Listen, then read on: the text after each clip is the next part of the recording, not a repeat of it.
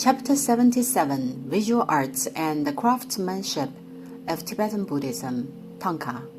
In previous few chapters, I've introduced the ritual implements of Tibetan Buddhism in Banchan building number 23 on layout and the Jietai building number 22 on layout. In the following chapters, I will be briefly articulating Thangkas. Since Thangkas are truly a vast sub-branch of Buddhist art, which is academically mammoth enough to form a subject. Hence, my introduction would be quite simple and rough. Thangkas, Tibetan, in a broader sense refer to painted scrolls depicting a Buddhist deity, scene, etc. As said, Buddhism is theoretically divided into 4 academic domains, which are history, philosophy, theology, and art and culture. The fourth domain, art and culture, covers enormous areas such as architecture, the Yonghe Temple, music, Banchan music mentioned previously, poetry, drama and illustration stories on Buddhism, 相卷画本, Buddhist opera, etc. One rich sub-branch of Buddhist art and culture is painting, which can be further divided into murals, textile painting, paper painting, and thangkas, etc. Definitely, murals were of the earliest emergence, which was the very starting point of painting art of Tibetan Buddhism. As talked in chapter Great Vow of Samye of the Course History of Buddhism, Qingcong Denjen, 704 to 755 CE, built Samye Monastery, and the murals were painted there, which therefore is considered universally the earliest painting works of the art of Tibetan Buddhism. Triggered by the murals of Samye Monastery as the first work, Buddhist art would then have been developed in Tibetan Buddhism for another 500 years. During the 500 years, absorbing the various styles of Han Chinese areas, India, and Nepal, associated with the national feature of local Tibet, the painting art of Tibet has been developed and reshaped. As widely known, art evolution is a common process of assimilating styles of others and recreation, which is worldwide true. With 500 years artistic accumulation, when it dated to 1100 to 1300 CE, unique artistic form of Tibetan Buddhism came into being, Thangka, which is essentially a form of religious painting. Besides, making thangkas was listed as the compulsory course of Tibetan Buddhism, which belongs exactly to the visual arts and the craftsmanship out of the 5 major sciences. Do you still remember that we mentioned medicine in previous chapters, and Thangka is the science of visual arts and craftsmanship? Thangka is a titanic subject, hence I would only cover this topic very briefly. Painting of thangkas of the Tibetan Buddhism is correspondent to Buddhist stationery. How? As mentioned, Buddhist stationery is divided into 6 sections. 1. Statues of the Buddhas. 2. Statues of Bodhisattvas and Arahats. 3. Statues of Dharma guardians. 4. Statues of the Gurus. 5. Statues of Satyadevatas. 6. Statues of Shaktis. And the thangkas, as interpreted, are the plain Buddhist paintings in the form as scrolls, right? They are echoing in the following way.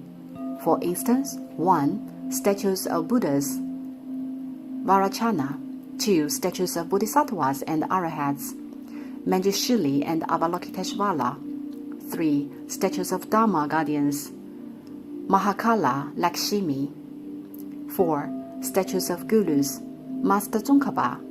5. Statues of Satyadevatas, Vajrabhairava. 6. Statues of Shaktis, Siddharthapatra. Each statue of individual section has a corresponding thangka painting. Where there is certain Buddhist statue, there is thangka. On top of that, another 2 sections are created, which are mandala and the indefinite section.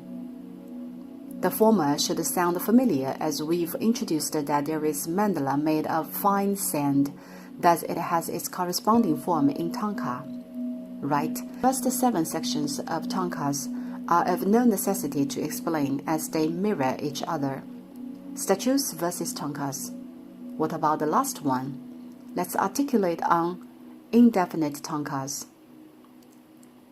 Indefinite tankas, as a matter of fact, refer tankas painted in freestyle.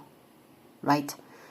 Though tankas are religious paintings, they are not necessary to be the mere depiction of the image of Buddhas, mandalas, or satyadevatas.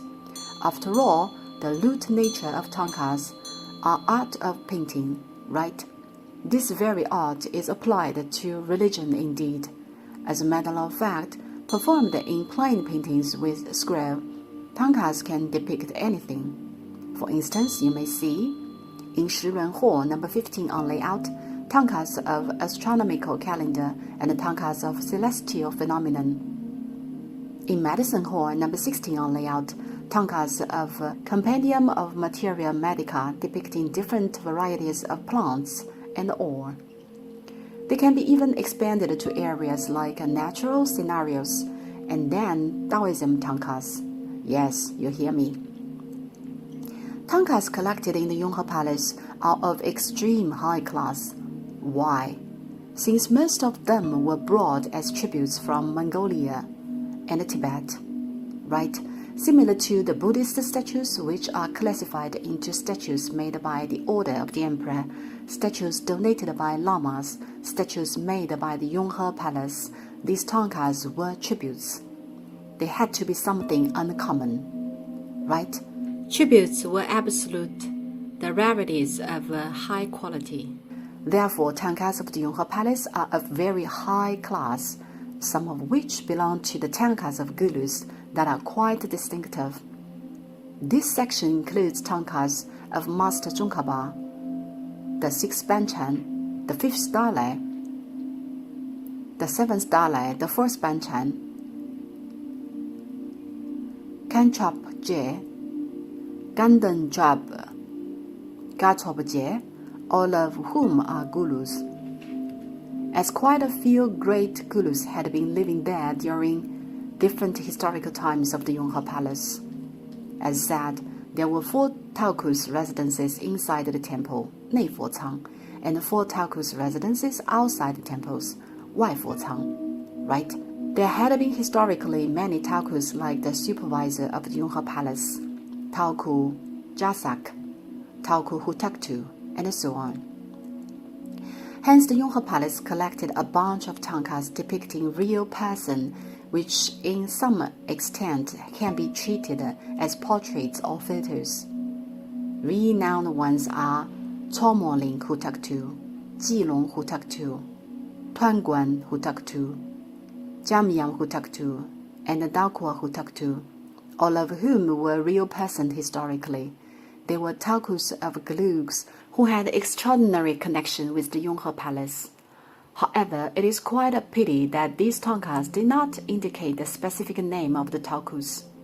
Though Taokus had been reincarnated life by life, the appearances were not always the same. Some Taokus looked so alike, but not all. Hence, from these Taoku tankas, you cannot identify who is who. For example, who is the first Chomoling Hutaktu, the second or the third. You just can't make it, unfortunately. That's the introduction of tankas of Gulus, which is a feature of the tankas of the Yonghe Palace. Now let's focus on the classification of tankas in terms of crafting process. Tankas can be classified into 2 categories by crafting process. Clear and distinctive enough, Tibetan style is made exactly by the standards of Tibetan Buddhism, which is processed and crafted on a plain painting cloth or a piece of cloth fixed in a stretched frame. Another one is Tang style.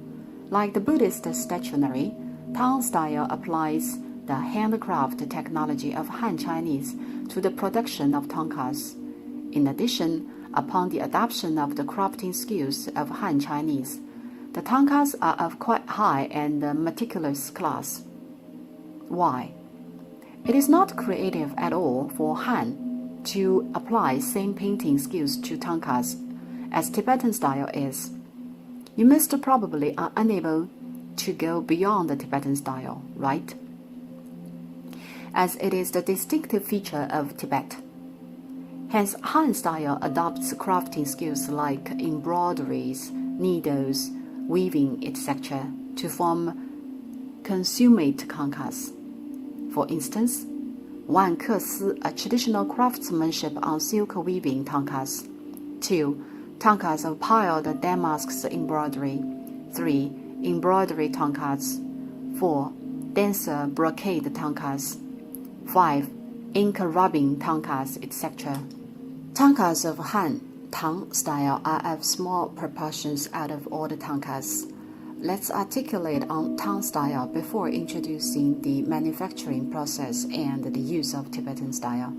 Equipped with the handcraft technology of Han, tankas of Tang style feature and glow distinctively in textile technology. The first one is out of question embroidery. There is a tanka called Tanka of Shigamoni in Maths Hall, which is embroidered. After all, Han Chinese have considerable expertise in the areas of embroidery. The second one is Kesi tanka. The technology of Kesi is a technology that even not every weaver of Han Chinese is capable of. Thus, it is true a rarity in the entire Han area, not to mention the Yonghe Palace. There is only one Kesi tanka in the Yonghe Palace. As far as I know, a Kesi tanka of Beishaja which has never been exhibited. Denser brocade tankas are relatively common. For example, the tanka of Amitayus in huge size hung at the center of the Faren Hall, number 21 on layout, 3 meters wide, 7 meters long, 21 square meters, which is a tanka of denser brocade. In the Yonghe Palace, many walls in halls like Faren Hall and other main halls we see today are painted with murals. How had these walls been decorated before the murals were painted then? Tankas of denser brocade had been the decoration, which functioned as the murals. In addition, hung on the west wall of Yonghe Hall, number 18 on layout, with intricate crafting. As mentioned in previous chapter, the one which was made by New Hulu Zhenhuan is the tanka of piled damask embroidery. As the traditional one, Tibetan tankas are not of low price at all. Namely, they are super expensive, not to mention the Han style to which Han crafting technologies are applied. The latter is definitely and apparently more expensive. What if ordinary people would like to decorate the wall at home with a tanka to enshrine them, or out of religious relief? Are there such tankas with simpler production process and a lower cost or lower price? To be exact, yes, there is. Two types of tankas in the Yonghe Palace are indeed suitable for common people. One is ink rubbing tankas, which are suitable for the literati, and the other one is na sha embroidery, na sha xiu, and embroidery to needle color yarn on the greige and the blank yarn left as is tankas. What are ink rubbing tankas? In Han areas, when we rub the calligraphy, we will look for the caved stone tablet and use the xuan paper to rub the incised characters with ink. This technology is called ink rubbing. Hence, ink rubbing tankas are tankas made by covering xuan paper or fine silk cloth and patting it into the wood block carved with tanka, then rubbing it with inked pad. In such a way, tankas can be made repeatedly. Why? Isn't the process same as the wood block printing? Ink rubbing tankas feature in concise lines and merely two colors of black and white, either white line on black base or the other way. This simplism style, though not uncomplicated, is quite in line with the aesthetic taste of us Chinese, especially Chinese literaries. As the archives of the Qing court record, since the 44th year of the Emperor Qianlong, 1779 CE, the imperial court has bestowed ink rubbing tankas to the Yonghe Palace. for quite a few times. A renowned one is a set of origin of Banchan Yuanliu, in 13 scrolls.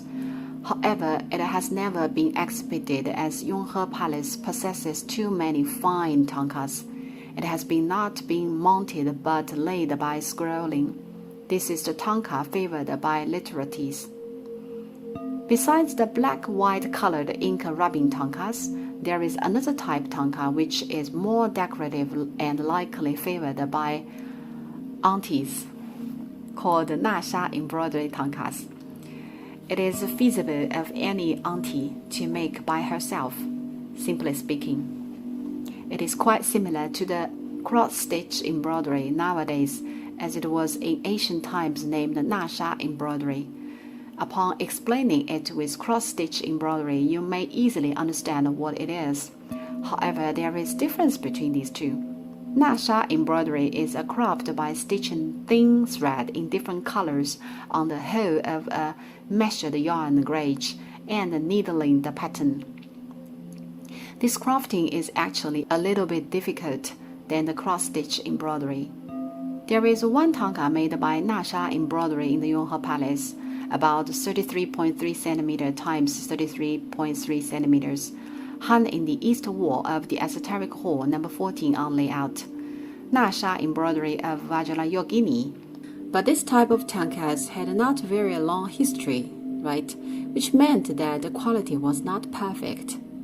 They were mostly handmade at home by pious devotees.